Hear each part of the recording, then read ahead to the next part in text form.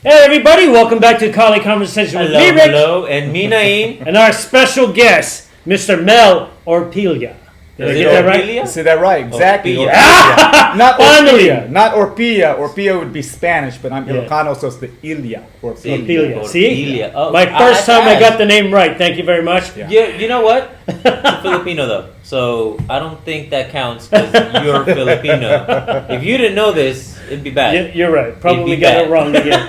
So, hey, Mel, we've heard and seen so much about you. The first time you and I met, or even the three of us have met, was at a gathering here in Vallejo. By the way, we are here in Mel's house in his man cave. As you can see, some of the weapons there. Studio. This is where he works out. We met at the Vallejo Pistahan. That's right. And I've always thought you were just some guy, because nobody ever introduced us. Nobody said who you were. We thought you were just one of the guys that you're unhired to score the game, to score the fights. Right? I was like, oh, nice guy. I mean, you were always very personable. You always say, hey, how's it going? And I loved that about you. Then when I heard who you were, I was like, wow, then he really is that way. Because you can tell. Last year that we really started hearing his name. It was like, right, okay. but you can tell how people are when you first meet them and you don't know their status. Oh, yeah. And he was always very, hey, oh, great job, or oh, your fighters are good. Right. He would always comment something nice. And, it's like, okay, he doesn't even know everyone, us. yeah. And again, I thought he was just one of the guys who was just there. He's just a great MC. Yeah, you just want somebody to, hey, can you do this match for me? But no, and then come to find out that you are who you are. And you are in a system that I actually been dying to find out about, which is Balintawak. That's right. And you have your own school. Yes. Now, where's that school located? So let's do the shameless plug. Yeah. Get that out of the way. All right. So the name of the school is Island Warriors Martial Arts, Yeah. and it's the Villison style of Balintawak. So specifically Villison style, and we can talk more about the lineage later. And I teach at the Benicia Boxing and Martial Arts, which is in Benicia, right at the border of Benicia and Vallejo. Okay. And I also teach here at my house. Oh, Yes. private students. Private students, and it's just fun to teach it. In the summertime, I have a big backyard or a big lawn area, so we teach it back there. And you got the chickens running around, we got the dogs. Wow, you're doing old around. school. Right? You got the Filipino vegetables, so it adds a level of authenticity, right? If they want to go barefoot or wear the chinelas, that's fine too. No. But that's old school, right? You don't have to wear the loincloths, right? No, not unless they want to. Do you come out in your undershirt and your boxers? No, not that way. Not that way. We're not that. Yeah. We're not that traditional. I like bringing it outside the dojo. Too many of us we're in these controlled environments. We got nice masks, nice lights, got mirrors on the wall. Yeah. But it's fighting's not going to be like that. Exactly. See, you're the first person I've heard present it that way. Right. Because most people, and we talk about this a lot on our show. Most people will do all the traditional stuff, and you have to do the whole sets and katas and the whole bit, and very, very, you have to be that way. Like you said, comfortable zone. But here, you're like, no, we're going to be comfortable. We're going to do it, and just have fun with it, and stay kind of traditional to that way. Because I remember back when Danny would always talk about the old way, where the old manongs would teach out of the garages. Yeah. That whole thing, especially in Daly City and Vallejo. Oh yeah. And then over in Stockton, where it became really big. It grew. But it was all about that backyard atmosphere. Yeah, exactly. There was a school up in Daly City, up by Skyline. There was an old firehouse, and that's where they actually taught their stuff. Interesting. Yeah, they closed down the firehouse. Yeah. And the people who bought the place turned it into their place. They bought the place, and it was their house. And that's where they trained out of the firehouse. It's crazy. Well, my first dojo was an old firehouse. No, seriously. So and so it's not rare. It's not rare. Some young guys bought this firehouse, old firehouse, in a foreclosure. Right. And so they got the big bays, right? So I had 2 bays that I created my first dojo. How funny is that I would mention that? And it's like, I have one too. And I had it there for a couple of years, called the Island Warriors at the firehouse, is what we called it. At the firehouse. And then That's they so cool. foreclosed on the foreclosure they bought for like 2 months. We were training. There was no electricity, no running water, and it was okay because we were like training in the dark, because you got to train in the dark too, right? And then finally I said, these guys kept on saying, no, we're going to get the electrician here. We're going to get, but I knew that they had loss to property. Right. Right. That was And it. so I just said, I'm out of here. Yeah. And that's how I ended up at the Benicia funny. Boxing. And where was that at? It's right here in Vallejo, actually about 5 or 6 blocks away from here. No way. How Yeah. funny. Yeah. It was, That must be cool. I mean, the natural light of having those big doors No, open. it was really, really nice. You just had all that space and it was cheap, you know. Oh, Now, yeah. let me ask you this, because I kind of hinted at that you used to judge the tournaments here in Vallejo at Mare Island, Yeah, and What's his tournament? you know, that's right. was that your tournament, or was that a Well- collaboration between you and Huron, or what? Well, it's called the Vallejo Pista Sanayon. It's a big Yeah. celebration. It's like Right. the Pistaja in San Right. Francisco.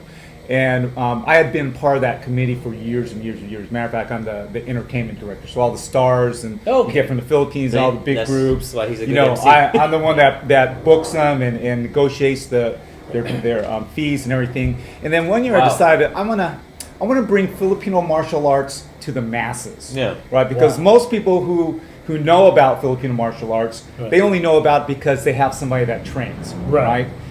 But even Filipinos themselves have never seen Filipino martial arts. See? So I had this idea, what if we do a Filipino martial arts tournament at this big fiesta, and there's like 15,000 people that come every year. Right. So we're Yeah. talking to the masses. Yeah. And do it outside, on the grass. And then I got together with Michael Giron, Uh-huh. with Emil Bautista, and at that time George Cabiles, who was teaching Kumpatan here in Right. town.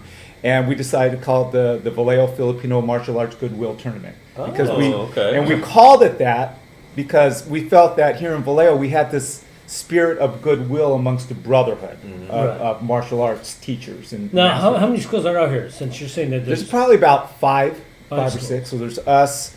There's Bahala Na, Bahala Na, of yeah. course. Well, not Bahala Na. It's the Original. Original. There's Original, Eskrima, yes. Let's Like get there's that the straight. Kaju Eskrima, Right. and there's a few other little groups around Yeah. town too. Yeah, I know the Kaiju Kempo people here too, Yeah, right? the Kaju Yeah. Eskrima. Is that Rapalda's or? No, that's out of Emil Bautista's Okay. dojo on Benicia Road. David Duque is helping to Oh, okay. formulate the Kaju Eskrima curriculum. Okay. And so they borrow a little bit from Kumpatan, from Balentuac, from here and there, and they put together this curriculum that they call Kaju Eskrima. So it's Wow. not a classic Uh-huh. Filipino martial arts in the sense that Balentuac or Dosipares or Right. some of these Then other it styles. also doesn't sound like a classic Kaiju Kempo then. Well, they've It kinda is. incorporated. It's a Yeah, right. hybrid, though. Yeah, It's a so hybrid. So Kempo they is. incorporate That's kinda cool. some Yeah. kicking, some Right. some empty Oh. hands. I've seen some of the forms that actually. Yeah. Yeah. And they do their pinyons holding the sticks. So Huh. my base art is Kaju Kambo, so Right. I see what they're doing. I think it's kind of cool. It's No, kinda I cool. like it. Yeah. We've talked to several Kaiju people, Mm-hmm. and they tell us the old stories back in the Hawaii days. Yeah. With the top 5 guys who brought it up. And, The it's 5 where it is now. original. Yeah, Yeah. And the And then- possible Yeah. 6th. Yeah. Yeah. So going back to the tournament, so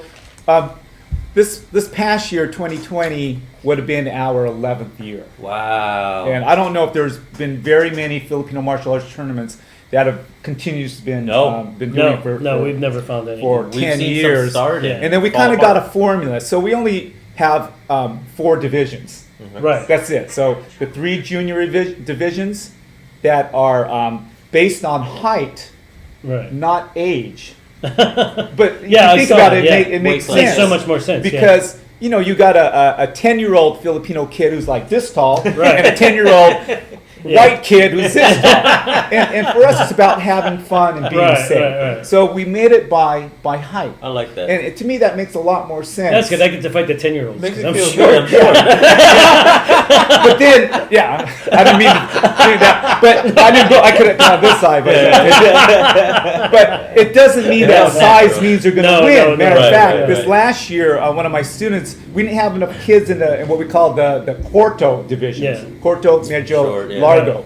And so he got bumped up to the Medyo, and he took first place. Nice. Even That's though he cool. was the youngest, shortest kid in that division. Yeah. So, I like that. so as us men say, size isn't everything. That's right. That's right. As us men say. Us Unless you Filipino ask men. women. Yeah. That's a different story. So So that's the tournament to us has been I think a great innovator for Filipino martial and- arts, and your- and they're replicating it in Your stock tournament in is one of the more Sacramento. respected ones Yeah. because I know there's a bunch all over, but it doesn't get the same following as you guys do. I mean, like Dude. you said, 1,500 people come to the Yeah, Pastan. 15,000. Yeah, 15,000 come to that show, and and just to watch you guys, there's always that giant crowd of people around Yeah. the channel because we've actually had our fighters. Oh, you yeah. actually participated, didn't you? Did you win? No, we did the team one. The The team one, Yeah. very good. Yeah, I won all my fights. yeah, That's all I'm gonna say. yeah. But No. all three of us had to win. Yeah, we like so Michael Jerome, Grandmaster Michael, brought that team concept. I And we like like that. I thought that was pretty cool. Yeah. We actually had to borrow somebody from another. Oh yeah, there was only Oh two yeah, of us. there's, Yeah. you get some free agents out there, some ringers, Yeah, possibly. yeah. He was definitely a beginner. Yeah. We Yeah. didn't know that until after we said yes to him, though. But you know, it's all about having fun, and again, Oh, no, building no, up that the was a other- great time. And then it's double elimination, so Yeah. you get a good bang for your buck. So other tournaments, you go in there, you pay $50. 2 minutes later, you lost. You're You're done. done. Yeah. Right. But most people are fighting 2, 3, 4, 5, 6 fights. So No, you're no, getting a lot of bang for the I buck. love the way the format is, and you know, I've seen some that have been done really Yeah. poorly. Yes. Oh, Like you yeah. said, you're in and out, and that was it. Yeah, yeah. And- And we just try to keep it simple with that format. Yeah, One ring, yeah. you know, so all the attention is focused on the fighters. Because really, it's about the fighters. It's about the fighters. Now, let me was ask you this: Balintiwak.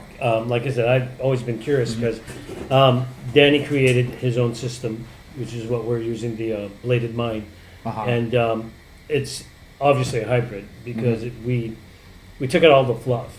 But I've always admired Balintiwak because you're very up close and personal. It's close range fighting. I mean, you're talking about tapping the other guy's Oh, yeah. weapons all the time and really Yeah. going at it, yeah. which is something I really admire, you know. But I don't hear a lot about it because there's not that many people that teach Balintiwak. No, I think I'm the only one in Northern California that teaches it. All Northern California. All in really? Northern Yeah. California. There used to Yeah. be another colleague of mine, Sean Hayes, who Uh-huh. also taught Kajikembo. So Okay.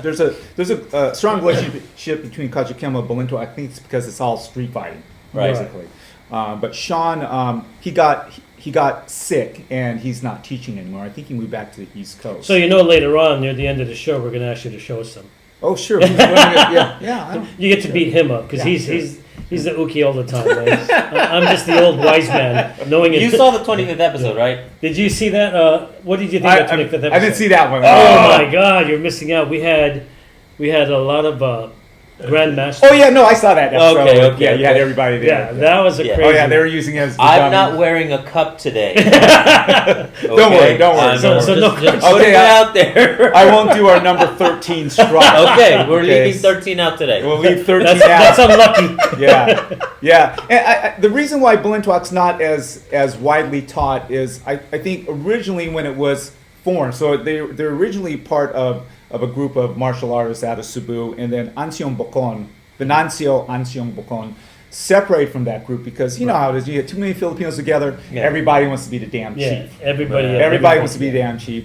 And My so I master can better than imagine your master. Yeah, and Yeah. especially you got the Yeah. egos of Oh, yeah. grandmasters together. Oh, So yeah, yeah. he wanted to differentiate his style, so he left that group and started his own style called Balintawak Arnis. So Balintawak, it was named Balintawak because it was his first school was behind a little jewelry repair shop on Balintawak Street Oh. in Cebu City. But it's also a symbolic of the cry of Balintawak, the battle cry that they used okay, during okay. the Spanish Revolution. Yes, see, Well, 'cause, I mean, that's I've what I been love there. about the show. We get all this really Right. cool You know, history the- about the things. So behind I'm the a scenes. historian, so I love that stuff. Yeah, Yeah, and that was historian, we were going author. to get to that because when I read that you were a historian, you authored a book on Vallejo, and I Filipinos remember in Vallejo. back, I don't know, maybe almost 15, 20 years ago, my sisters moved out. You know, my family, even Danny, they all moved out this way because they were in Daly City. Uh-huh.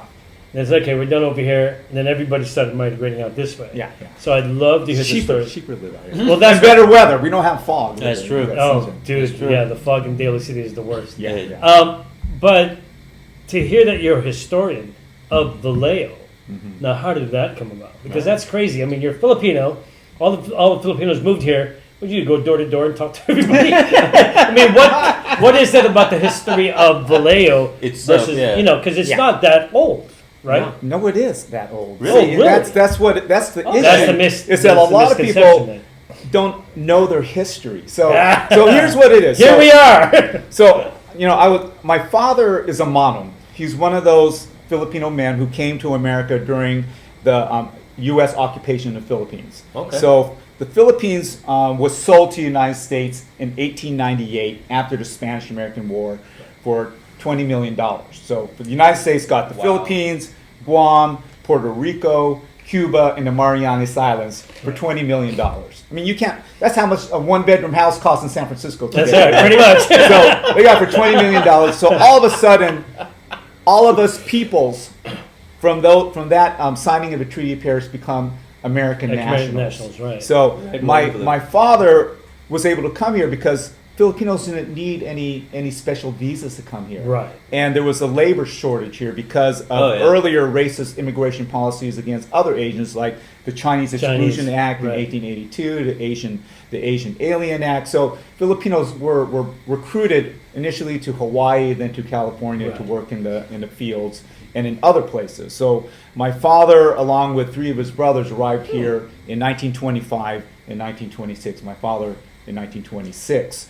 And he was 20 years old from Bawang La Union, so I'm La pure-blooded Ilocano. Ilocano. But like all those other Filipinos, he can read, write, and speak English because of the introduction of the American public school system in the Philippines in 1901. Wow. Oh, wow. Right? Yeah, So yeah, that's why the Yeah, Philippines 19 is years the study, third yeah. largest literate English nation in the Right. world because of that. Yeah, every time I go to the Philippines, I don't have to speak Tagalog. No, you don't have to know. It's very Englishy over So, there. you know, You have a growing up terrible here, accent, by the way. I grew up in this community, and everybody was Manongs. Right. You know, and most of the Manongs were married to women who came after World War II Right. as war brides. Uh-huh. Because in 1934, the laws changed.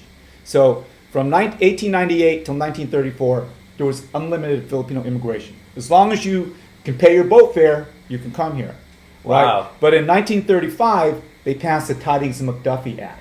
So what that did is it changed the Filipinos' immigration status from American nationals to Asian aliens. And as an Asian alien, they put a quota of 50 per year.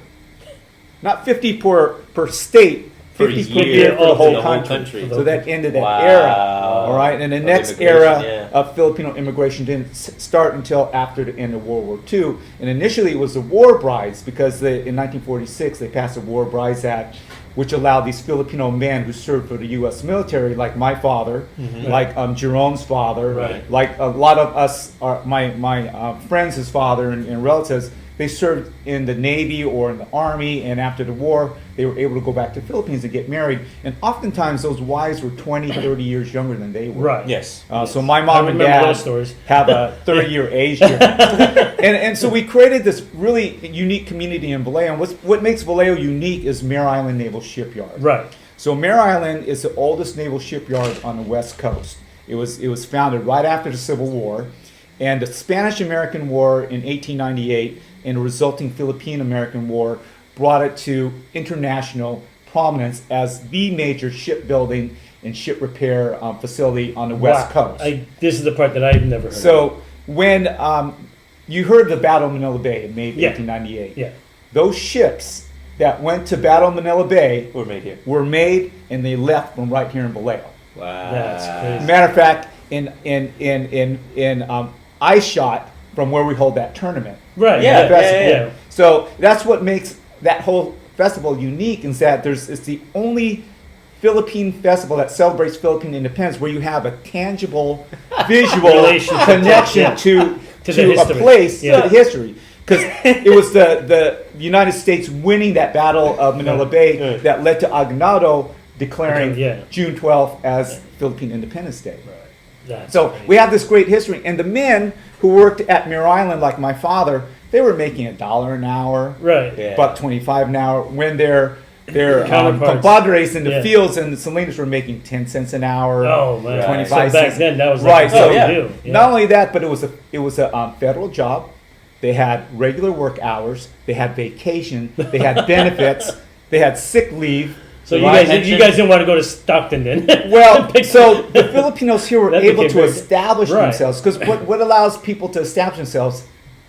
The economy, finance, Yeah, yeah. the finances. So they were able to establish themselves and find property. I'm not saying necessarily buying property. Yeah. They were able to buy property usually under the names of their American-born children, or through the church or the organizations that they created. Because 501c3s, including churches, can own property in America before 1946. but Filipino immigrants could not. Could not. Yeah, because you were labeled as Asian now. Yeah, because of the Asian Alien Land Act. Is that where the whole Pacific Islander thing? Because I've asked, Yeah. are you guys Asians? Like, no, we're Pacific Islanders. Yeah, because it changed What's recently. the difference? You know, my feeling is we get all those forms. You gotta check your ethnicity. Right. And if I don't see Filipino there, I'll check other and write Filipino. And it's real important because that information gives people who fund, who provide services, who collect demographic data on our community more information than saying Instead Asian of Pacific Asian Island. Pacific. Ooh, so Yeah. should I start putting other and Yeah. Mexican instead of Hispanic? You can put biracial. You can put all your ethnicities on there. Well, But I as think far it's as I know, it's important, just Mexican. you know, for information about us. Right, right. State of California, any state form has to have Filipino on there. It's a state law. But they don't. They do. If it's an official state Oh, form, if they it's do. okay. If it's Official a state form. Yeah. Yeah, It's because official. I've seen a Now lot it's of in forms where it business, yeah. doesn't have that. It Yeah. just says. So, you know, giving you Asian this history of Pacific. Vallejo, Non-white. now, growing up, I didn't think about the history because my father and my uncles and they don't talk about their history. Right. They don't have it in context. To them, they just came to America. They made a better life for we are. themselves. They joined World War II. You better do something. Exactly. You better Yeah. yeah. You better And then- become something we did. And then, growing up here as a Phil-Am, Right. I don't, besides lumpia and pancit and hearing my parents speak Ilocano, I didn't know what it meant to be Filipino. Right. Not spiritually, not... I think we all did that. because Yeah, Back in the day. And I, so what I do had we no do idea. as second and third generation Phil-Ams do? We find our identity through others that look like us or same experience. Sometimes it's through the gangs, it's Right. through doing crazy things. Right. We have to prove our manhood by showing how tough we So are. were you in gangs? I'm not saying that. I saw the pictures of the bell bottoms. Come on. I saw those. Let's just say that. Pork chops. Let's just say I was not a Catholic schoolboy, squeaky clean. But we had to find our identity through Right. ourselves. But Yeah, it wasn't. yeah, yeah. We didn't have role models. No, back no, then. it was a we communal didn't have the thing. Filipino channel, and So were you born here in Vallejo? I was born and raised in Vallejo, about 10 blocks away on Tennessee Street. That's at the crazy. Vallejo Because General Hospital. I think I was born on a naval base in the Philippines, Sanguine Point. Yeah, and But, that's where most of the Filipino Right. seamen or naval They came, yeah, got from there, recruited right? through. So I got here when I was probably about 2 or 3. We Okay. ended up in Ohio, Okay. and then Well, after that's the accent. yeah, No, I went. and then we got to San Francisco probably about 73, 74 Okay. around there. Oh yeah, that was And the then- era of the fog. Yeah. Oh man, I'm telling you. Yeah. But I was pretty much. I've We seen were pictures. pretty much raised as Americans. Yeah. Oh yeah, You know, that's true. because if you're That's back then, that's why you and I don't have accents, right? Yes, yeah. We have Ohio accents, Yeah. apparently. But yeah, and it's funny because growing up all that time, I didn't know I was Filipino. Yeah, you don't You know know. what I mean? You're don't just, know. I'm just some guy. We never said I was American, but I didn't think of it that way because Yeah. of everything that was, whenever I'm on the phone, I'm talking, oh yeah, just come down. I show up, they're like, oh yeah, I'm the guy who was on the phone. Yeah, I expected you to be a foot taller. Yeah, a lot like Yeah. Sid, right? But yeah, that's crazy to see that because, like you said, growing up for us, anyways, being Filipinos but not being real Filipinos, Right. it was a lot different. It was, Yeah, I think I never experienced racism from like the white people or the black people. It was always from my own community. Exactly. Saying, Oh my you're not really Filipino because Yeah. you don't speak Tagalog and you Yeah. weren't born there. Dude, when the God, first that time makes I visited- that makes my blood. The boil. first time I visited Really? the Philippines, Oh, it was yeah. like that. People looked at me like, "Oh, you're an American," Oh yeah, it's So, funny. like, You're in America, we're Filipinos, but we go to the Philippines. You're Yeah. you're an American. Yeah. I'm like, No, what? they- Yeah. they see Only it right way you away. can feel Have American you been back is to- since? I'm sure. I go to the Philippines like every 3-5 years. Wow. I've been going back every 2 years for the past couple of years to go train with a grandmaster Right. in Cebu, wow. whose instructor was my grandmaster's brother's student.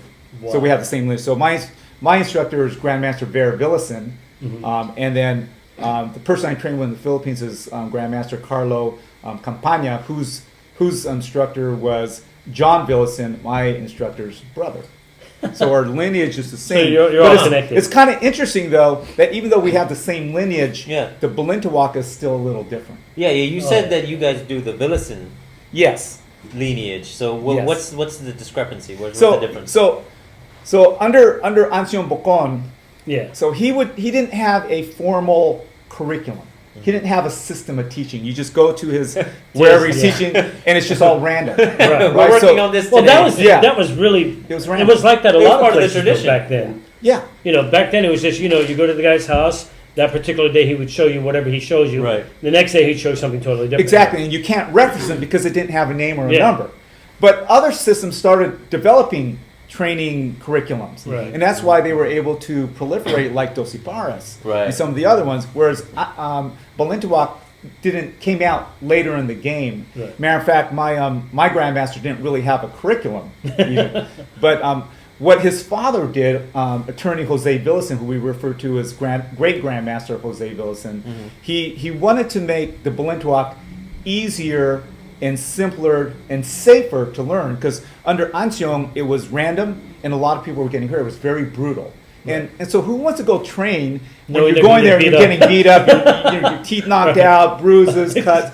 You know, I mean, Where were you when I started training?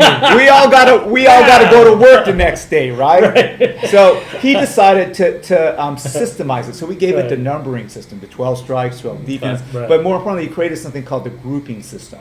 So about 90% of the Balintawak in the world, including Bobby Tabuado, who's the greatest